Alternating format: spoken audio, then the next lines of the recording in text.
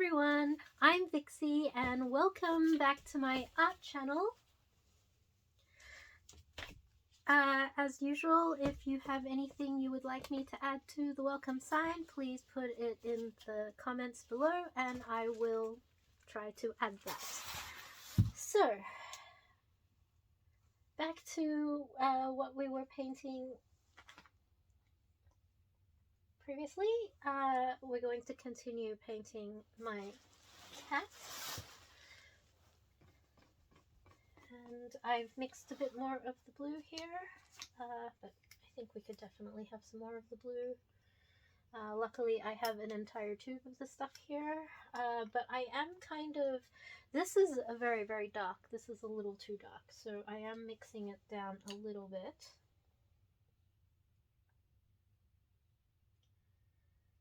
And I am doing it in small batches, which is kind of making this a little bit uneven, but this is the base coat. So we are going to be going over it again later. And I am mixing it with this iridescent medium, which has a little bit of a pearlescent kind of sheen to it. It's not exactly metallic, it is more of a pearl than a metallic. And try not to get any other colors in here. So I am using like a separate brush for it. And trying to keep this brush free of the actual blue color.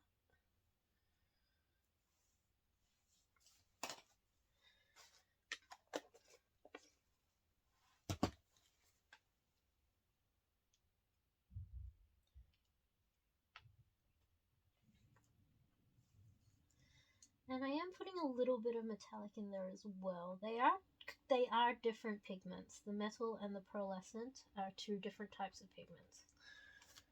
I hope that I have enough of this metallic blue. I might have to buy some more.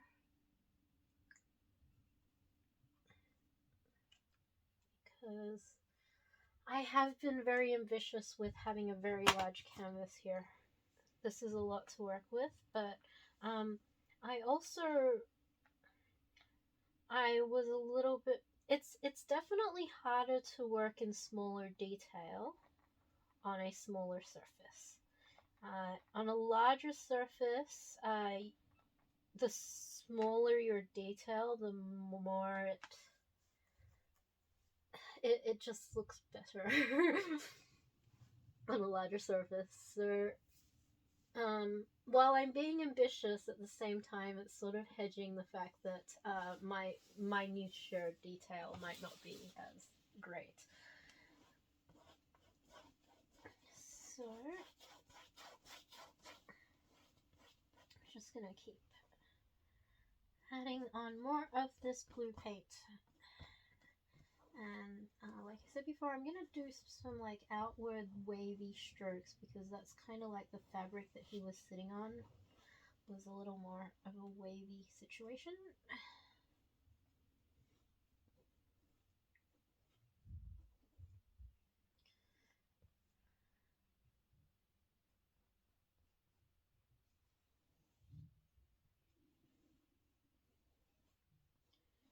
And I apologize, last video might have been cut a little bit short because I did stop because I could hear my parents talking about something outside the door.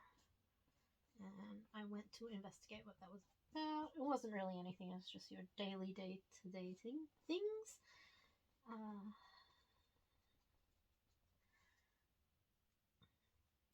But yes, we were talking about hugs and kisses, and how we had wished that we had given our cat a lot more hugs and kisses while he was alive. And how that perhaps is a lesson in life that we should always give each other hugs and kisses while we're still alive and show more affection to those in our lives. Which kind of leads in, I guess, to today's topic, which is L for love. And I suppose I have sort of talked on the topic a little bit in previous episodes about how different people have different love languages. Mine is text. I like verbal affirmations, like being told that I'm doing a good job. And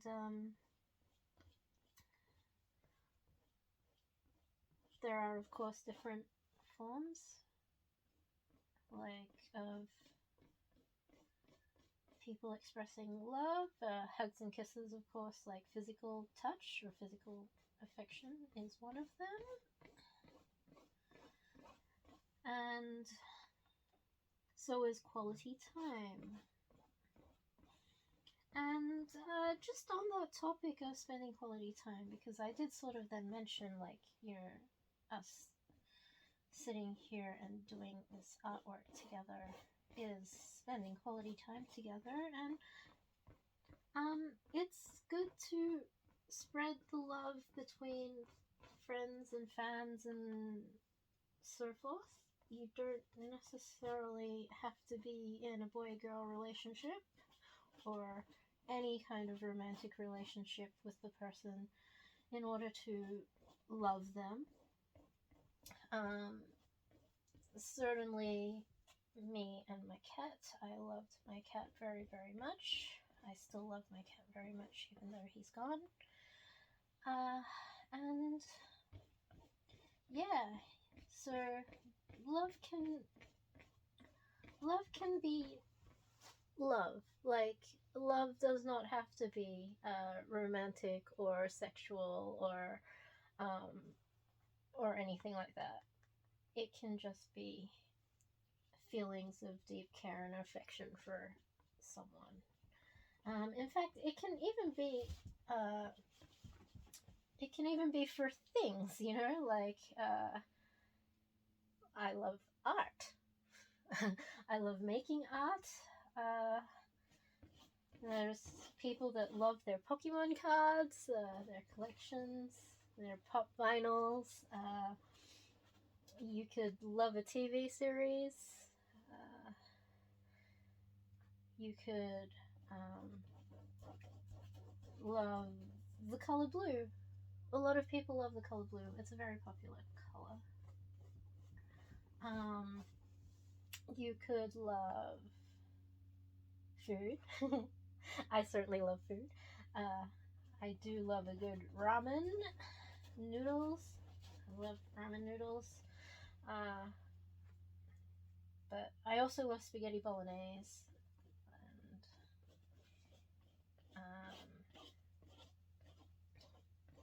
And ye old Macca's burgers. Chicken nuggets. Love chicken nuggets.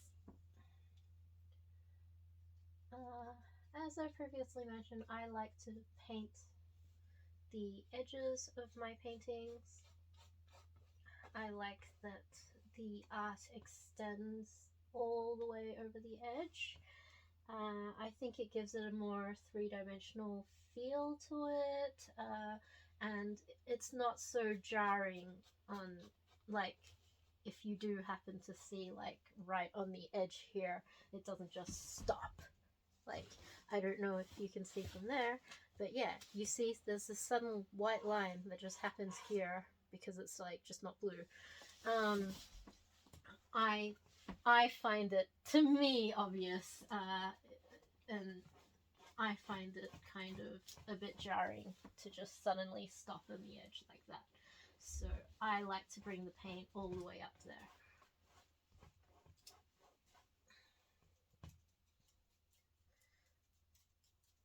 Like, really bring it in from the edge.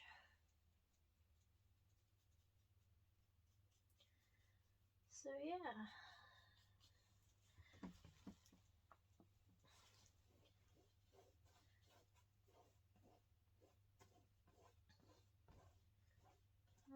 love is over, love is a dirty word.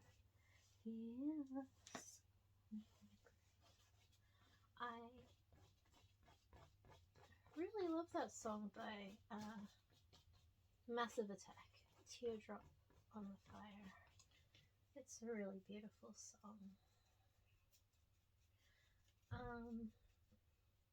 I do know that it does have a political connotation, and that was kind of the inspiration for it, but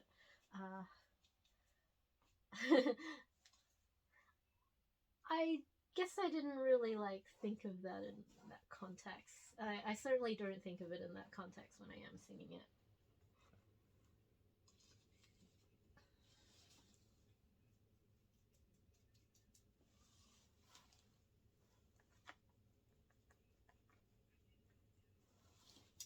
Like I said, this isn't a political channel or anything like that. This is just relax, chill. We will do art. And I mean, I guess it is kind of a bit unavoidable to mention political things because art is a reflection of human life and human interactions. And a lot of human interactions are political. They have, because humans have views and values, and that's part of what makes us who we are in a way.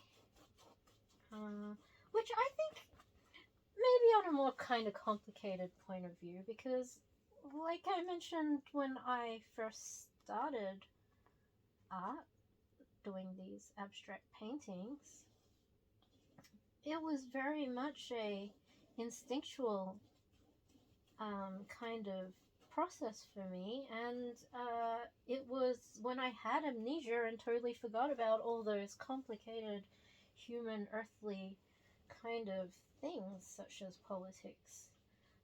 It was just me being able to tap into the emotions of being in the moment. I think a lot of the time it is harder to just kind of shut that out and be in the moment. And I think it's important to be able to be in the moment sometimes. I think that's kind of the idea when people are meditating, that they try to shut off all that external thinking and really reflect inwardly and be in the moment. And that's going to come up real messy. I'm actually going to wipe that down. I don't want that.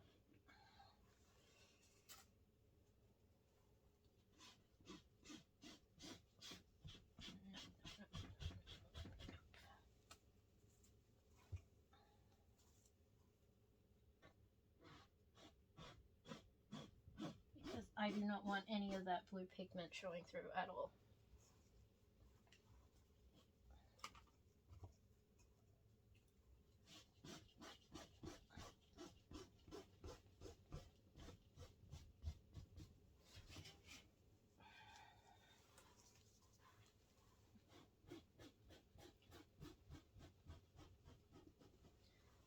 Again, this is something you can do quite easily with acrylic because it is water soluble.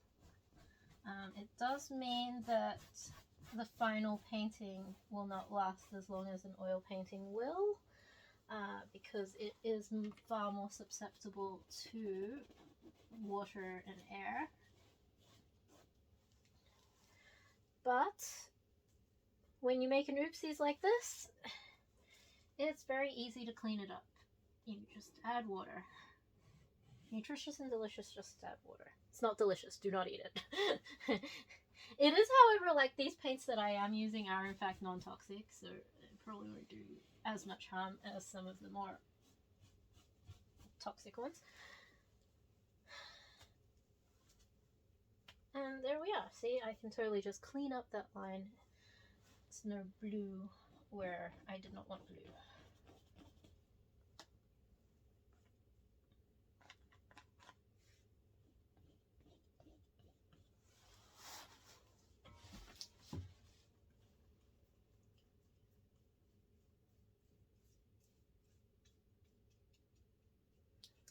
So yeah, again, if you have a favorite color, please pop that in the comments and tell us why it's your favorite color. Or if there's a color that you associate with love or some loving moment.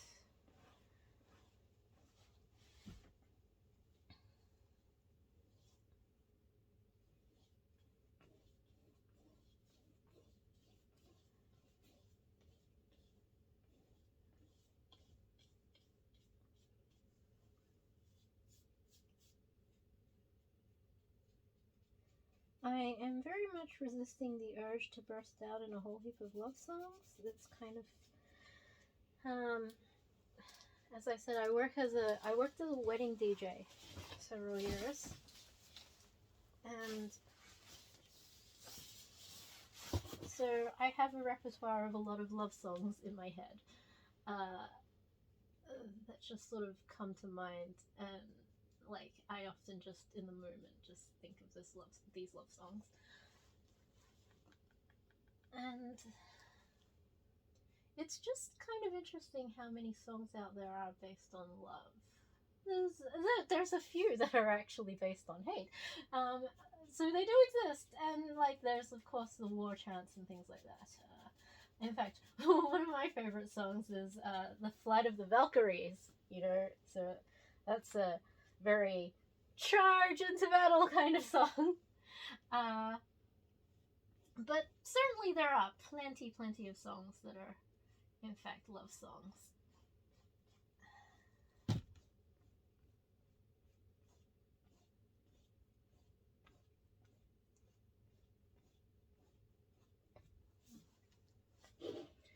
And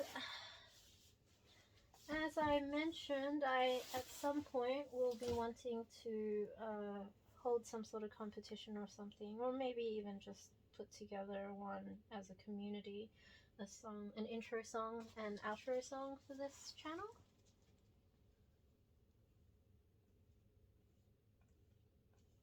Oh, this is another thing that I'm sure, I'm actually very sure that a lot of other artists do not do, and that's just rotate the canvas as I work. Firstly, I do this because gravity.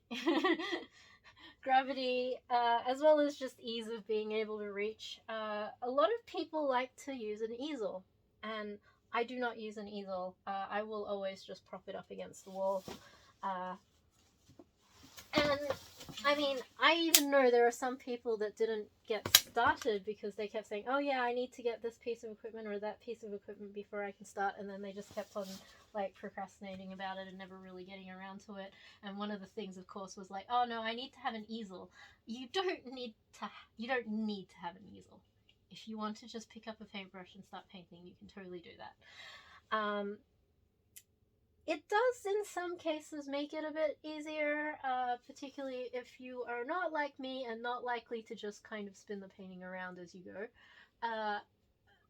But yeah, you can lean it up against the wall, and really, even leaning it up against the wall like this, I'm only really doing this because I want to show you what I'm doing, because sometimes I will just lie the painting on the floor like this and just paint like that. And that is actually quite a good way of doing it because you don't get like the drips and stuff running around madly with gravity there. So you don't have to do it the way that that everybody else has done it, you know? Like you can find your own way of doing it that works for you. And certainly the way that it's always portrayed on television is not always the best way of doing things. Like, I mean, I'm gonna make a distinction. If it's in a documentary, that's probably the best way of doing things. But like, if it's if it's like your usual fantasy fiction kind of movie. Um, Sometimes they very much do things in a way that just looks cool or looks like a standard way of how most people think it should look. That doesn't necessarily mean that's the way it's actually done. And I used to love the show Mythbusters because of that, because they'd be like, oh, could you actually do it this way, or is it like just they did it so that it looked cool? And the majority of the time, it turned out that like in order to get something to like look the way it looks on in a movie, is you had to strap C4 to it and blow it up. And I absolutely love that that was like almost always the solution to the problem. Was, oh, well, then we just blow it up then. I really love that show.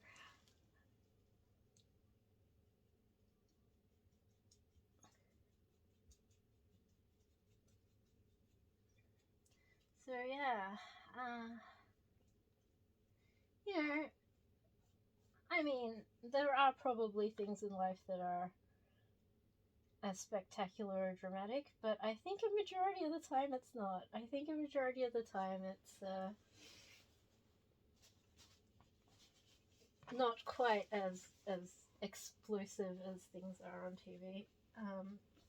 We were actually talking about this in my university class about genius and how it's portrayed in television as being some sort of like explosive aha moment where people are like, you know, suddenly there was an epiphany, and I love that word, epiphany.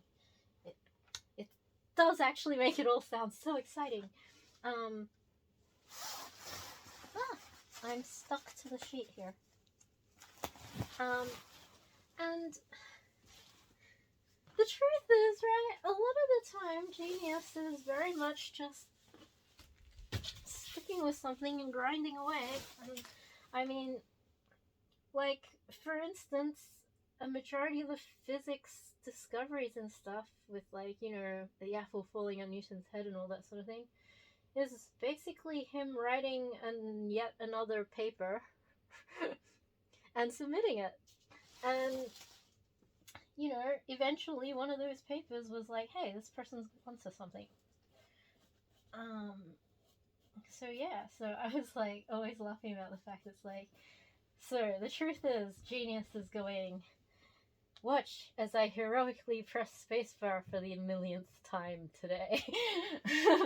So, and that's why it's like in movies, it's just like they're not going to show that part because that part is boring AF, right?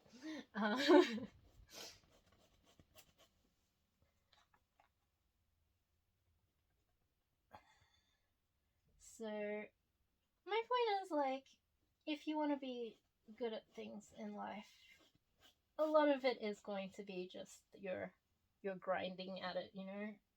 And that's where we come back to the topic, which is love. And that is, if you love something, it doesn't feel like a grind at all. Like, it's probably going to take me hours and hours and hours of very hard work and dedication to finish painting this painting. But because I love it and I love what I'm doing, the time's just going to fly by. Just like that. It's just going to be. I mean, like I said, it's going to be an emotional journey for me because of the subject matter being my dearly beloved and departed cat. But it is going to be a labor of love, as they say.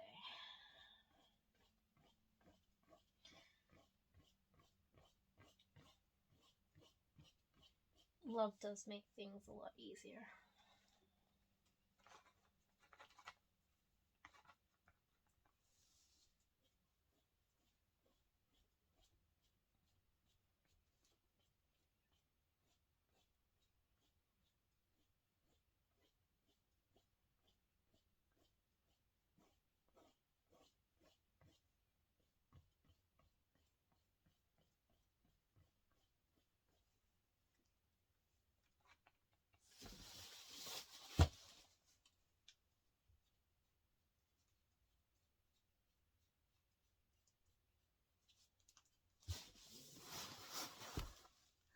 yes, we are getting to the 25 mark, so thank you again for dropping by.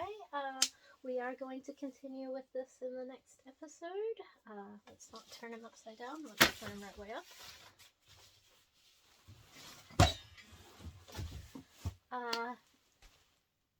Thank you for supporting my channel. Please like, share, and subscribe. And I hope to see you in the next video. Okay, love you, bye bye.